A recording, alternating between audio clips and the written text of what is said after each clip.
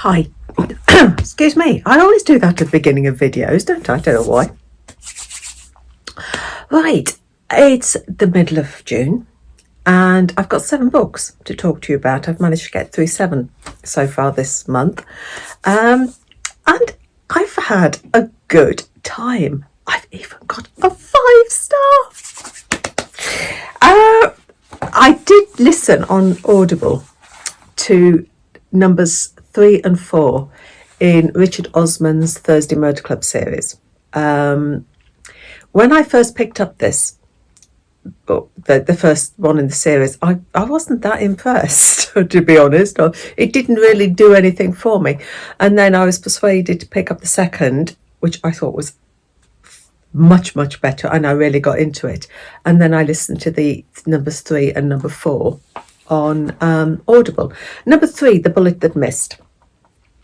Again, these 4 pensioners, Elizabeth, Ron, Ibrahim and Joyce, as you read every book, they just grow on you. You'd love to sit down and have a chat with them and discuss cold murder cases, which is what they do.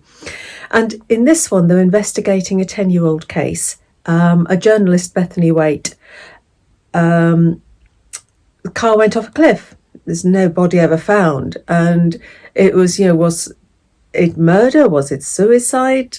What happened?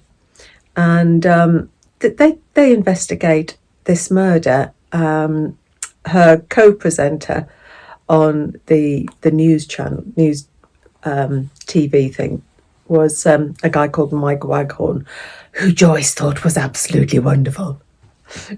Joyce goes up fluttering at the thought of meeting Mike Waghorn. So you've got that investigation. You've also got another story running through, because Elizabeth and her husband Stephen, they get kidnapped.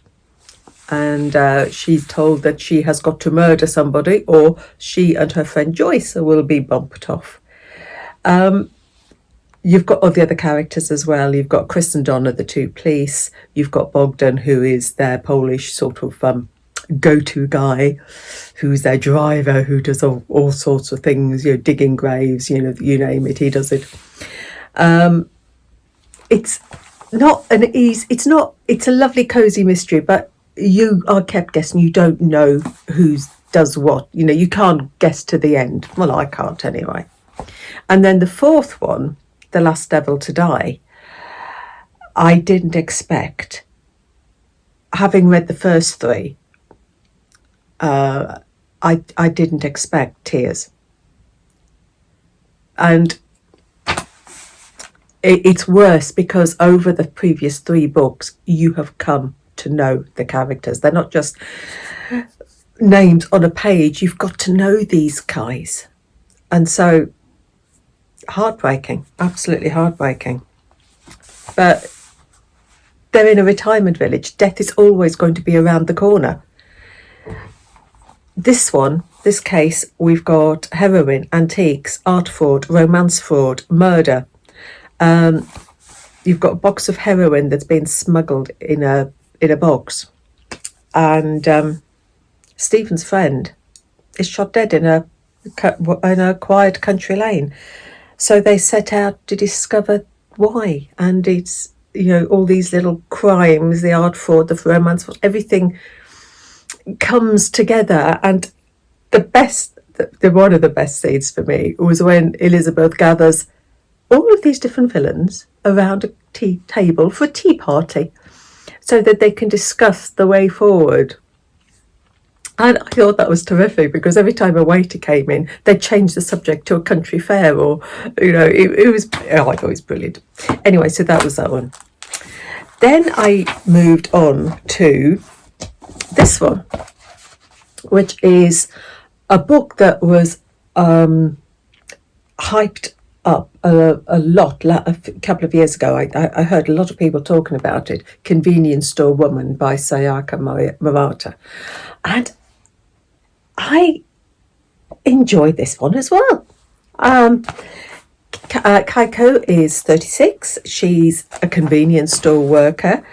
There is some sort of autism there. She needs, she the way she works, the way she thinks. But you like her. She's the sort of person who feels that she needs a manual to tell her how to behave. And in the convenience store, there is a page for every single scenario, which she wishes she'd got in real life. She is an exceptional worker because of the manual. She observes those around her so that she knows how to dress, how to talk. And she's got such pride in her work. And then when a new worker arrives, it sort of changes things a little bit. It forces her to think about different things, but I enjoyed that one. And then this one, The Hen Who Dreamed She Could Fly by Sun-Mi Hwang. Oh, what a book. Tiny little book, Korean, translated from the Korean. And it's about a hen called Sprout. And she's almost like a battery hen because, her eggs fall down a chute and they're gone. But she dreams of being a mum. She dreams of sitting on her own egg.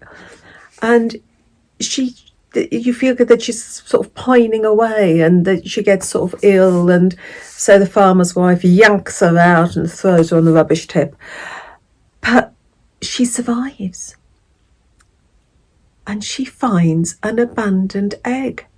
And she sits on it. Oh, and it's such a super story of motherhood and loyalty and sacrifice and bravery. And oh, I had me in tears. Just a sweet little book. I adored that one.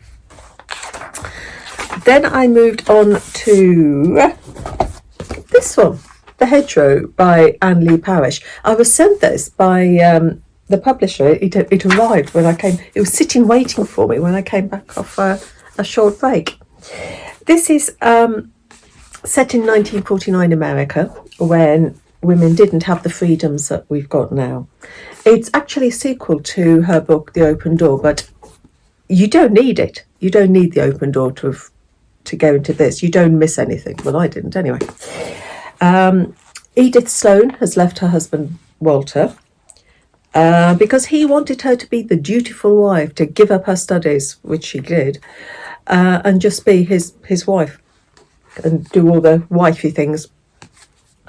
So she left him. She's now living with Henry, who's a British peer, and she has a bookshop, and she wants to establish her own press so she can publish books herself.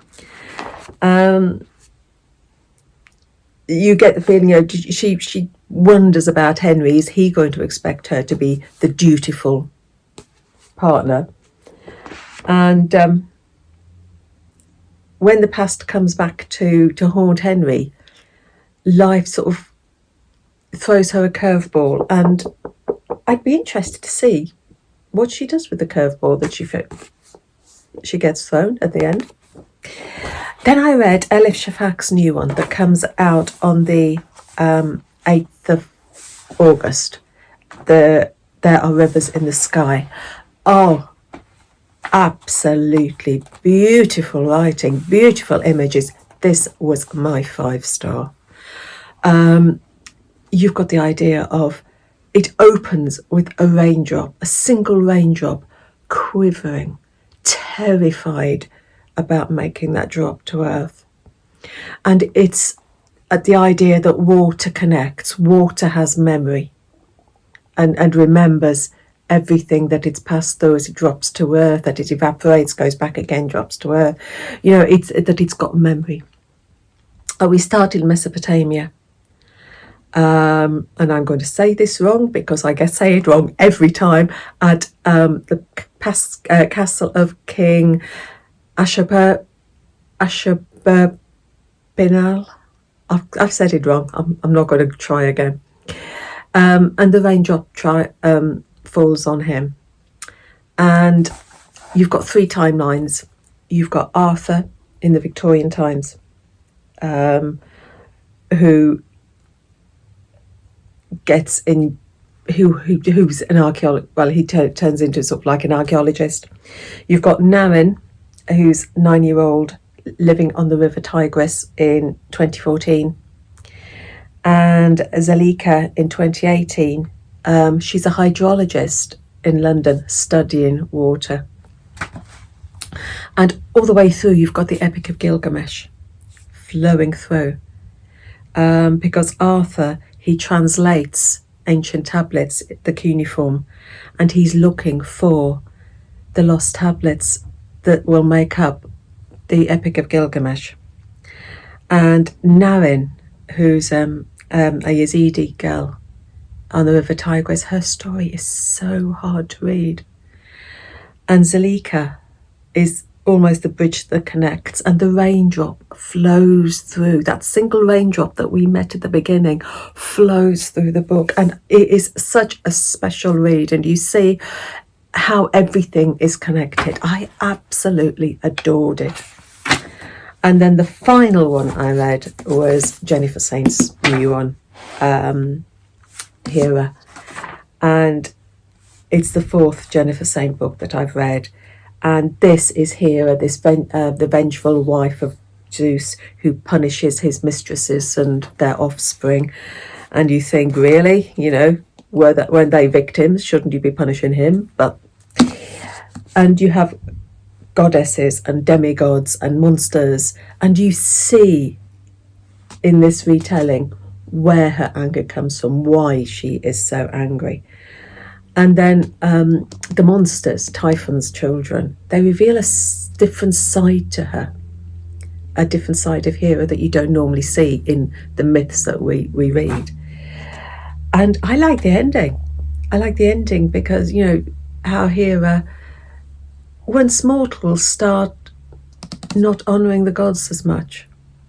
And we have the Golden Fleece, we have the Trojan War. Really, really good book. Really, really enjoyed Jen. I do enjoy Jennifer Saint's writing. So, 7 books for the first half of the month, and you've guessed it already. My book so far, my number 1 so far, is There Are Rivers in the Sky by Elif Shafak, which I absolutely adored. I read it on Kindle, and I think it's one that I'm going to have to get as a physical copy because it was just so wonderful. So that's it. Let's see what I'm doing in this for the next half of the month. So enjoy yourselves, enjoy the summer, and happy reading. Take care, and bye.